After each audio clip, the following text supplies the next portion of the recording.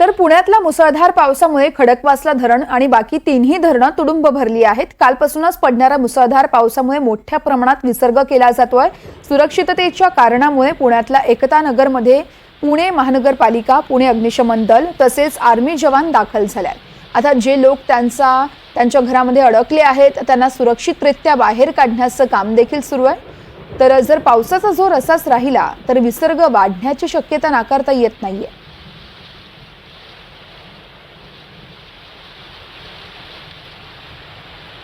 खडकवासल्यासह इतरही धरणं भरली आहेत, त्यामुळे सतर्कतेचं आवाहन प्रशासनाकडून केलं जात आहे।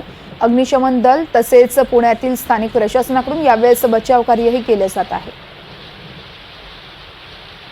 एकंदरीत जे आहे की ज्या धरण क्षेत्रामध्ये पुढचे 3 दिवस अतिशय अतिवृष्टीचा इशारा देखील दिलेला आहे। माझं ज्या भागामध्ये पाणी साठतं आहे, जे सखल भाग आहेत म्हणजे एकता नगर आहे, सिंहगड रोडचा काही परिसर आहे, विठ्ठल नगर आहे, निंबज नगर आहे, पाटील इस्टेट आहे, पुलाची वाडी आहे, त्याचबरोबर आता मुळशीमधून देखील पाणी सोडलं जातं आहे। आत्ता बंड गार्डनला जवळजवळ 65,000 पेक्षा जास्त क्युसेक्स आता विसर्ग चालू आहे। तर त्या नागरिकांना कृपया ज्या काय प्रशासनाच्या सूचना आहेत, खबरदारीचा उपाय म्हणून कुठल्याही प्रकारची जीवित आणि वित्त हानी होणार नाही या दृष्टिकोनातून त्यांनी स्थलांतर करावं। स्थलांतराकरता महापालिकेचा मदत कक्ष देखील त्या ठिकाणी आहे।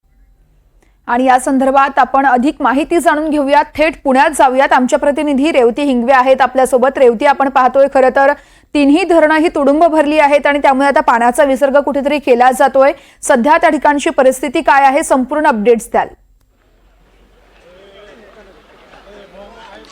नक्कीच वर्षा, आपण जसं बघत आहोत की मोठा विसर्ग करण्यात आलेला आहे, कारण मुसळधार पाऊस हा सातत्याने पुणे शहरात पडत आहे आणि त्यामुळे आता खडकवासला धरणातून 35,000 क्युसेक पाणी एवढा विसर्ग करण्यात आलेला आहे। आणि आपण जसं बघू शकतो की मागच्या वेळेस जिकडे एकता नगरमध्ये पूरसदृश परिस्थिती निर्माण झाली होती, तशीच काहीशी परिस्थिती परत निर्मित होताना आपण बघू शकतो।